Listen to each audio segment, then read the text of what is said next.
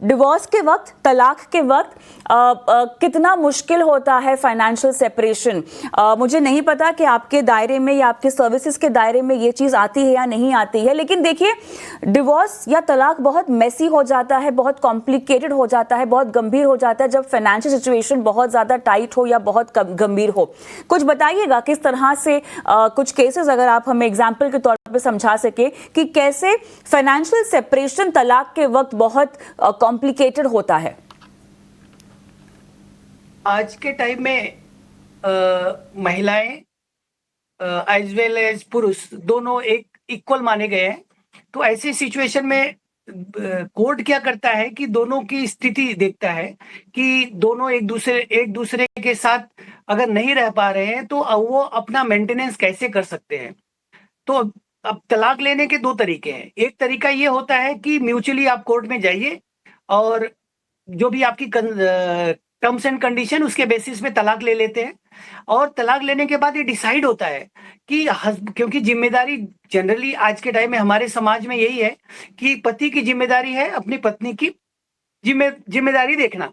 तो ऐसी सिचुएशन में म्यूचुअल डिवोर्स में ये डिसाइड किया जाता है कि पति अपनी पत्नी का कैसे मेंटेनेंस करेगा।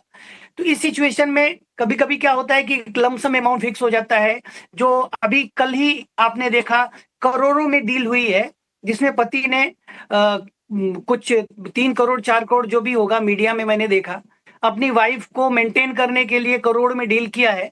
तो ये उनके लिए हो जाता है कि भई वाइफ इसके बेसिस पे कर पाएगी। दूसरा ये होता है कि अगर वाइफ या हस्बैंड एक दूसरे को तलाक नहीं देना चाहते, तो कोर्ट डिसाइड करती है कि तलाक देना है कि नहीं देना है।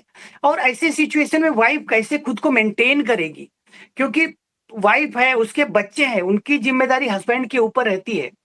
तो उस सिचुएशन में कोर्ट सामने आती है और पति के स्टेटस के हिसाब से अगर पति कभी-कभी मैंने देखा है, मेरे मैटर्स में मैंने देखा है, पति अगर 1 लाख रुपए कमाता है तो कोर्ट 40,000 50,000 रुपए का मेंटेनेंस का ऑर्डर करती है ताकि वो अपने बच्चों को अपना और खुद को वाइफ संभाल सके।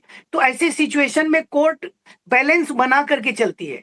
कुछ स्थिति ऐसी भी आती है जहां पे वाइफ खुद कमाती है, तो वहां पे कोर्ट इस चीज को कंसीडर करता है कि पत्नी कमा रही है, तो ऐसी स्थिति में उसको मेंटेनेंस मिलना चाहिए कि नहीं मिलना चाहिए, तो नॉमिनल मेंटेनेंस दे करके कोर्ट बात को खत्म कर देती है।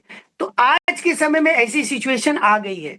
लेकिन मैं एक चीज थोड़ा सा इस समय में बोलना चाहूंगा, लोग इस चीज का मिसयूज ज्यादा करते हैं। एक मेरा मैटर है जिसमें पति पत्नी एक घर में रहते हैं जो बैंक में मॉर्गेज किया हुआ है, और पति वाइफ की फ्रस्ट्रेशन की वजह से घर छोड़ के चला गया, और वाइफ घर नहीं छोड़ रही है जबकि कोर्ट का ऑर्डर हो जाने के बाद भी।